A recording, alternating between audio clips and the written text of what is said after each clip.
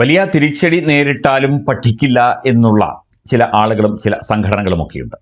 കേരളത്തിലും CPM-നെ സംബന്ധിച്ച് അതുതന്നെയാണ് പറയുന്നത്. പക്ഷേ തമിഴ്നാട്ടിൽ DMK-ക്ക് വലിയ തിരിച്ചടിയാണ് ഉണ്ടായത്. പലതരത്തിലുള്ള തിരിച്ചടി ഉണ്ടായി. ഒന്ന്, കോൺഗ്രസ് കാലുവാരി, ജനങ്ങൾ കാലുവാരി, അതിന് പിന്നാലെ കോൺഗ്രസ് കാലുവാരി, രാഹുൽ ഗാന്ധി വിജയ്ക്കൊപ്പം ചേർന്നു. അങ്ങനെ പല പല സംഭവവികാസങ്ങൾ അവിടെ നടന്നു. അതിനിടയിലും മുൻ മുഖ്യമന്ത്രി MK സ്റ്റാലിൻ്റെ മകൻ്റെ ഹൈന്ദവ വിരോധം, സനാതന ധർമ്മത്തോടുള്ള വിരോധം തീരുന്നില്ല. അയാൾ വീണ്ടും വീണ്ടും പ്രസ്താവനകൾ നടത്തിക്കൊണ്ടിരിക്കുന്നു. അതനുസരിച്ച് ശക്തമായ എതിർപ്പുകൾ വന്നുകൊണ്ടിരിക്കുന്നു. അതായത് എല്ലാ മതവിഭാഗങ്ങളെയും ഒരുമിച്ച് ചേർത്തുകൊണ്ട് മുമ്പോട്ട് പോകും എന്ന് മുഖ്യമന്ത്രി വിജയ് പറയുമ്പോൾ സനാതനം നശിക്കണം എന്ന് വീണ്ടും വീണ്ടും പറയുകയാണ് സ്റ്റാലിൻ്റെ മകൻ ഉദയനിധി സ്റ്റാലിൻ. സനാതനം തുടച്ചു നീക്കപ്പെടണം എന്നാണ് നിയമസഭയിൽ, വെറുതെ പറഞ്ഞതല്ല, നിയമസഭയിൽ അയാളുടെ അഭിപ്രായമായിട്ട്, അതായത് രേഖപ്പെടുത്തുന്ന അഭിപ്രായമായിട്ട് പറഞ്ഞിരിക്കുന്നത്.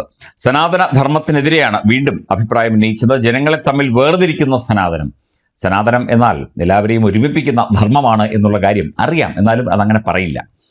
ഉറപ്പായും തുടച്ചു നീക്കപ്പെടണം എന്നാണ് നിയമസഭയെ അഭിസംബോധന ചെയ്തുകൊണ്ട് പ്രതിപക്ഷ നേതാവ് കൂടിയായ ഉത്തരവാദിത്തപ്പെട്ട സ്ഥാനത്തിരിക്കുന്ന വ്യക്തിയാണ് ഈ വ്യക്തി ഉദയനിധി സ്റ്റാലിൻ പറഞ്ഞത്. BJP വക്താവ് CR കേശവനടക്കം ശക്തമായ പ്രതികരണം ഈ വിഷയത്തിൽ ഉന്നയിച്ചിട്ടുണ്ട്.